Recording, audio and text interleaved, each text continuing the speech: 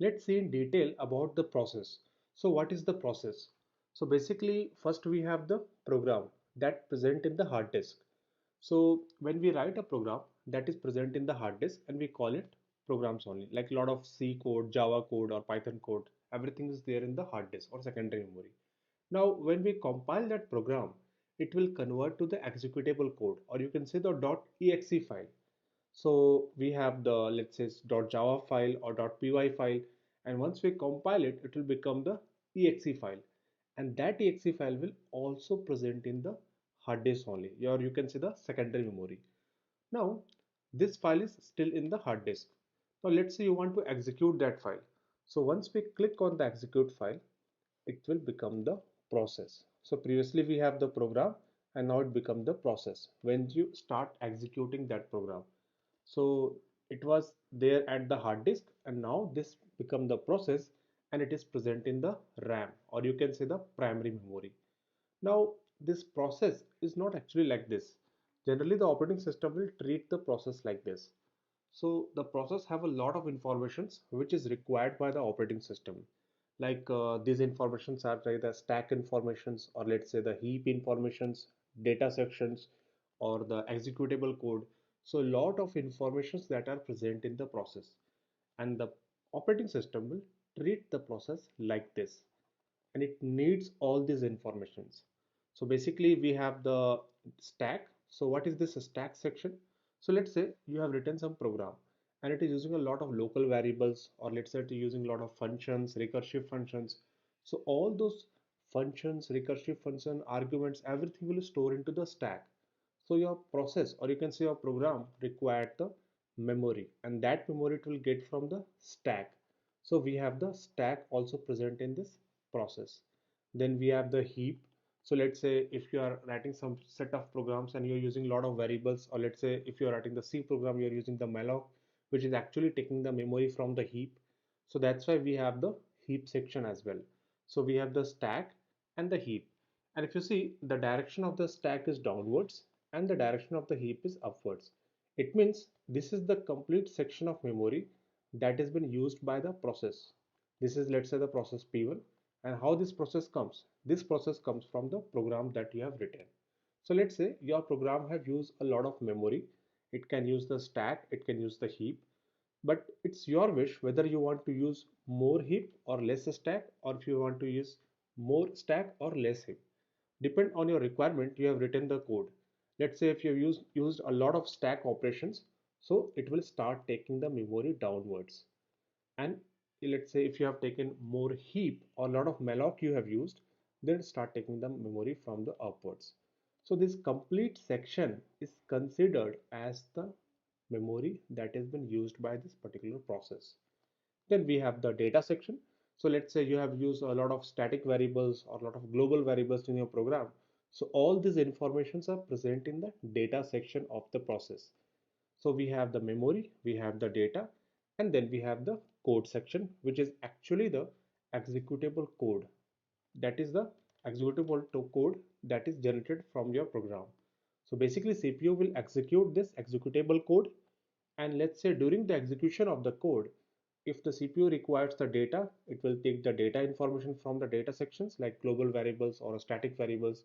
Let's say the CPU required that a particular amount of stack or particular amount of heap memory it required. So it will take all these memory requirements from this section. So this is the major fields that are present in the process. Now, as you understand the process in detail, the next question might be what is the segmentation fault and when it occurs? So this is the most common error most of the C programmer have seen during the programming practices. So this error is also related to the process invalid address access. And this error is actually look like this. So in other words, this segmentation fault is also known as the memory access violations. It means you are trying to access that memory which is not belongs to yours. So as we know, this is the process address space where we have the stack, then we have the heap, then we have the data sections and the code section. Now for this process, or let's say some process P1, this is the memory that has been allocated to a process. And when this process is trying to access the memory outside its address space, then in that case we will get the segmentation fault error, or you can say the memory access violations error. So this error mainly occur due to the developer bad programming practices. And whenever this kind of error will occur, then it will create a code dumped file. So what is this code dump file? So basically one code dump file will be created whenever this segmentation fault occur, and developer can able to debug that program where due to which particular error this segmentation fault is been thrown by our process. So this is for the debugging purpose. This code dump file is generated. So let's see some of the scenarios where the segmentation fault occur. Like one such scenario is stack overflow. Then when you have the memory, which is the read-only memory, and you are trying to writing on it. So in that case also we get the segmentation fault. Or let's say when you have the out of array boundaries error. So mostly in this kind of scenarios, this segmentation fault occur. Like let's say this stack overflow. Consider you have written the program like this. You have the main method, and within the main method you are calling the main method itself. So it's happening in the recursion. So this process is infinite, it's keep on going. But if you see, we have the limited stack and heap memory for a process. So when the programmer has written the code like this, in that case, after some time, this error will occur, that is stack overflow. And eventually your program will throw the segmentation fault error, and it will generate the code dump file for you to analyze your code. So this is the stack overflow error. Then we have, let's say, read only memory write operations. Like you have written the code like this. This is your main method, and you have created a character pointer, and you have stored here the boy. So as we know, everything that is stored in a character pointer is read only. Now when you try to write on that read only area, or you can say the code area, then in that case it will throw the segmentation fault error, because it's a read only memory this boy will be stored, and you are trying to update it, and that is not possible. So you will get the segmentation fault. Or let's say the third scenario, out of array boundaries. So you have defined an array, and the size of the array is 10, and you are trying to write into the 11th positions. So that is also invalid. So you will get the out of array boundary error, which eventually will throw the segmentation fault. So these are the scenarios. Mostly this segmentation fault is occur. Or let's say you have some pointer that is null, and you are trying to access the some field of that pointer which is already null. In that scenario also you will get the segmentation fault error. Context switch is also one of the core concept of operating system. So let's say you have the uniprocessor operating system, and you have the one CPU, and let's say there are three processes that are currently in the ready state waiting for execution by the CPU. So these are the three processes that are waiting in a ready queue, and they are waiting to be get executed by the CPU. So it's a uniprocessor system, so CPU will only execute one process at a time. So let's say CPU chosen the process P1, and it start executing the process P1. Now we'll see that the process P2 has the highest priority than the process P1. So P2 has the higher priority than the P1. So CPU will move back to the P2. So basically P1 is preempted, and P2 get the chance to execute. Now after some time, while executing the process P2, then we say that the P3 process has the higher priority than the process P2. So CPU will move to the process P3. So basically P1 is preempted, P2 get the chance to execute, then P2 is preempted, and P3 get the chance to execute.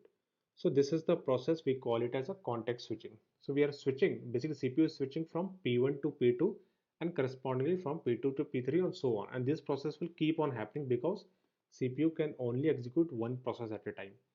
So we call it context switching. Now the main point here to note is what are the steps that are performed by the process while preempted. Like P1 is preempted and P2 get the chance, then what are the process that we performed here? Or what are the steps performed by the other process when they get chance to executed by the CPU? So to understand this, let's say this is my process, that is P1, and basically this is the program, and the CPU was currently, let's say, executing this process P1, and currently the CPU is executing the third line, or let's say this particular instruction. So every process has the PCB, that is process control block, and it stores all the informations there. Like currently the CPU is executing the third instruction. So let's say this process is using this general purpose registers, or it might use base registers, accumulator. So all the temporary values are stored in these registers. Like let's say these are the general purpose register that this process is using. Similarly, we have the program counter. So program counter will always keep track of the next instruction that CPU need to execute. In this case, this particular instruction, it has the address of next instruction that CPU is going to execute. Now, at this time, let's say the process P2 come and it has the higher priority. So CPU will move to the process P2, or it will switch to the process P2. So this is the context switching. Now, when the context switching happens, then we need to store the current state of the process P1. That is, what are the values that are present in the registers. Then we have the program counters. So all this detail we will store into the process control block of this P1. That is this particular process. And why we are storing that?